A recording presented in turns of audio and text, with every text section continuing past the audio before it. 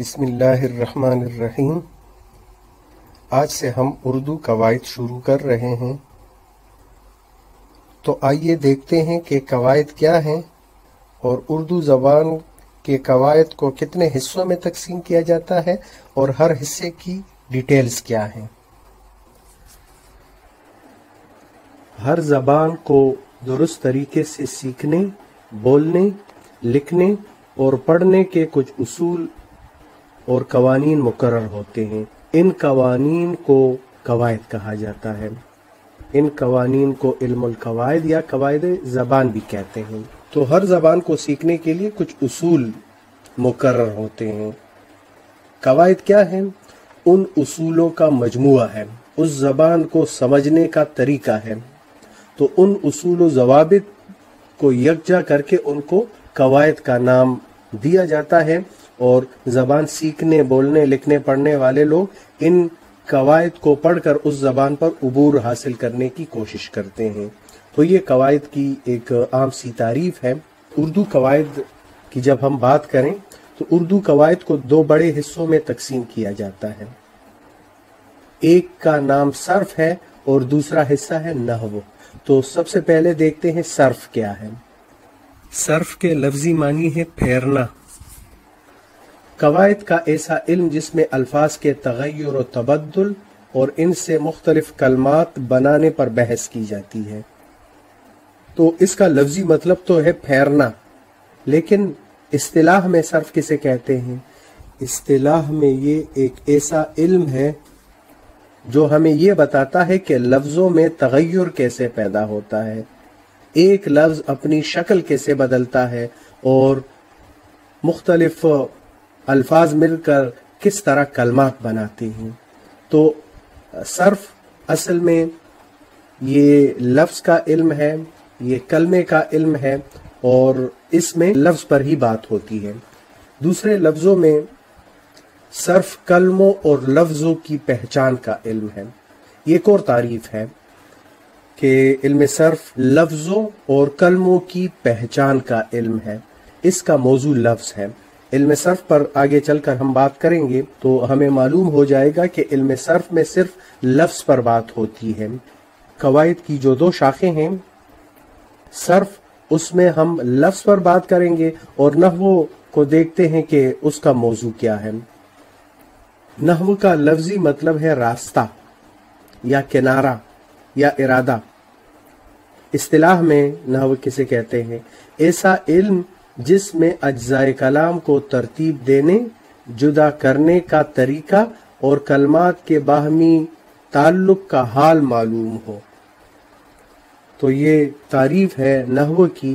یہ وہ علم ہے جو ہمیں صرف لفظ کے بارے میں نہیں بتاتا، بلکہ ان لفظوں کے ملنے سے جو جملہ بنتا ہے، جو کلام ترتیب پاتا ہے، اس کے بارے میں ہمیں علم فراہم کرتا ہے۔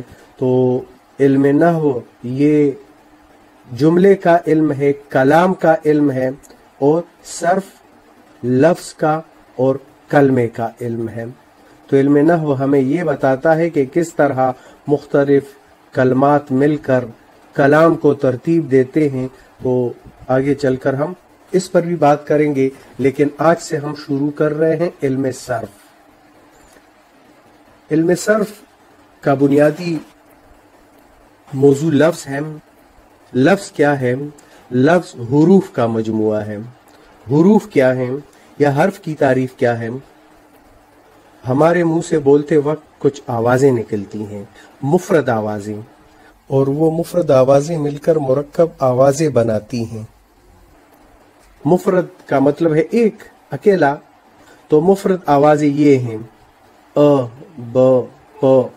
یہ مفرد آوازیں ہیں، اور یہ مختلف مفرد آوازیں مل کر جب مرکب آواز میں بدل جاتی ہیں تو ان سے لفظ بنتا ہے۔ گویا مفرد آواز حرف ہے جس کو ہم عام زبان میں الف ب ت کہتے ہیں، اصل میں یہ آوازیں ہیں ا، ب، پ وغیرہ، اور ان آوازوں کے مجموعے سے ایک مرکب آواز بنتی ہے۔ مرکب آواز، مرکب مثلا ل، ف، ز، یہ تین آوازیں ہیں۔ تو یہ الگ الگ سے تو مفرد ہیں، لیکن جب ان کو ملایا جاتا ہے تو ان سے ایک لفظ بنتا ہے، اور وہ ہے لفظ، لفظ، لفظ، ان سے تشکیل پاتا ہے۔ تو لفظ کیا ہے؟ یہ مفرد آوازوں یا حروف کا مجموعہ ہے۔ تو علم صرف میں ہم دیکھیں گے کہ لفظ کو کتنی قسموں میں تقسیم کیا جاتا ہے، اور ان قسموں پر پھر الگ الگ سے بحث بھی کریں گے۔ بنیادی طور پر لفظ کی دو قسمیں ہیں۔ پہلی قسم ہے محمل اور دوسری قسم ہے کلمہ۔ تو محمل بھی لفظ ہے، کلمہ بھی لفظ ہے، لیکن دونوں میں فرق کیا ہے دیکھتے ہیں۔ لفظ مختلف حروف مل کر لفظ بناتے ہیں، جیسے عام، کبوتر، سال، اختیار وغیرہ۔ یہ تو ہم نے پڑھ لیا۔ لفظ کی تعریف یہ ہے کہ مفرد آوازیں مل کر جو مرکب آواز بناتی ہیں، اس مرکب آواز کو لفظ کہتے ہیں۔ لفظ مرکب آوازوں کا مجموعہ ہے، آپ کہہ سکتے ہیں۔ آپ یہ کہہ سکتے کہ یہ حروف کا مجموعہ ہے، حروف مل کر لفظ بناتے ہیں، جیسے عام، کبوتر، سال، اختیار، تین مفرد آوازیں ہیں، س، ا، ل۔ جب یہ تینوں مل جاتی ہیں تو ان سے ایک مرکب آواز بنتی ہے، اور اس کو کہتے ہیں سال۔ تو سال اب حرف نہیں ہے، یہ لفظ ہے۔ محمل کیا ہے؟ وہ لفظ جس کے کوئی معنی نہ ہو، جیسے روٹی، شوٹی، سچ مچ، گپ شپ۔ ان میں شوٹی، مچ اور شپ محمل ہے۔ تو محمل کی تعریف بھی ہو گئی کہ یہ لفظ ہے بنیادی طور پر، لیکن اس کے معنی نہیں ہوتے۔ اس کا کام کیا ہے؟ یہ کسی کلمے کے ساتھ آتا ہے، بامانی لفظ کے ساتھ آتا ہے، اور اسی کے معنی اختیار کر لیتا ہے۔ اس کا کام کیا ہے؟ اس کا کام زور پیدا کرنا ہے، کلام میں وزن پیدا کرنا ہے، زور پیدا کرنا ہے۔ تو روٹی، شوٹی، کچھ لوگ روٹی ووٹی بھی بولتے ہیں، سچ مچ، گپ شپ۔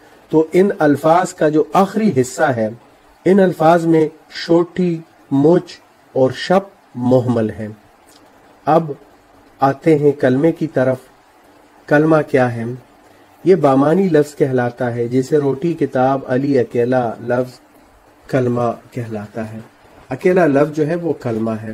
تو محمل بےمانی لفظ ہے، اور یہ کسی لفظ کے ساتھ، بامانی لفظ کے ساتھ آ کر اسی کے معنی اختیار کر لیتا ہے۔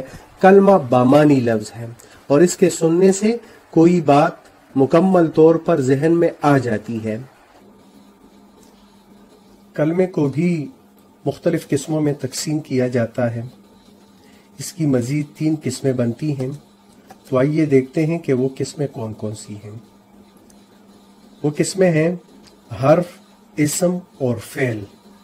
تو کلمہ بامانی لفظ ہے، اور اس کی یہ 3 قسمیں ہیں، اور اب ہم ان 3 قسموں پر فرداً فرداً بات کریں گے۔ حرف کیا ہے؟ حرف کو مختلف معنوں میں استعمال کرتے ہیں۔ تو ایک معنی تو اس کے مفرد آوازیں ہیں، لیکن حرف لفظ کی ایک قسم بھی ہے۔ تو لفظ کی ایک قسم کے طور پر حرف کی تعریف یہ ہے: وہ کلمہ جو نہ فعل ہو اور نہ اسم، بلکہ 2 لفظوں کو آپس میں ملاتا ہو، گویا الفاظ میں ربط اور تعلق پیدا کرتا ہو، جس سے مطلب سمجھنا آسان ہو جاتا ہے۔ تو حرف کون سا کلمہ ہے؟ وہ کلمہ ہے جو فعل اور اسم نہیں ہوتا۔ پہلی شرط تو یہ ہے کہ وہ فعل نہیں ہوگا، یعنی اس میں کسی کام کا کرنا یا ہونا نہیں ہوگا، اور وہ اسم نہیں ہوگا، وہ کسی چیز، شخص، جگہ وغیرہ کا نام نہیں ہوگا۔ تو پہلی شرط۔ دوسری شرط یہ ہے کہ وہ اسموں کے درمیان آئے گا، اور اس کے آنے سے جملے کا سمجھنا آسان ہو جائے گا۔ اگر بیچ میں سے حرف نکال دیا جائے تو جملے کو سمجھنے میں دشواری ہوگی۔ حرف کی مثالیں دیکھیے: کا، کی، کو، سے، میں، نے، پر وغیرہ۔